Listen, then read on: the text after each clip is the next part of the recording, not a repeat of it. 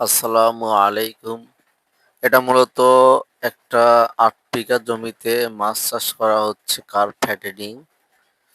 প্রতি বছরে পাড় ভাঙনজনিত কারণে অনেক টাকা ব্যয় করা হয়। এজন্য এই টাকা ব্যয় থেকে বাঁচার জন্য জিও সিটের ব্যবহার করা হয়েছে। জিও সিটের ব্যবহারের পর থেকে মূলত ভাঙন নিয়ে সব রকম চিন্তা শেষ। এই জিও সিট আপনারা দিবেন তাহলে একবারেই ৮ থেকে ১০ বছরের জন্য আর কোনো টেনশন নেই। পাড় ভাঙার টেনশনেই মূলত বড় টেনশন। এজন্য আসলে প্রতি বছর একটা অর্থ ব্যয় হতো।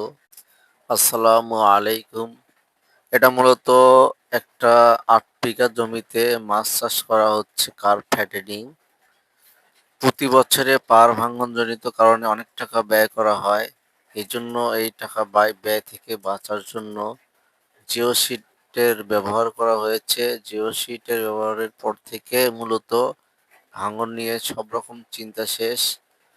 এই জিও সিট আপনারা দিবেন তাহলে একবারেই ৮ থেকে ১০ বছরের জন্য আর কোনো টেনশন নেই।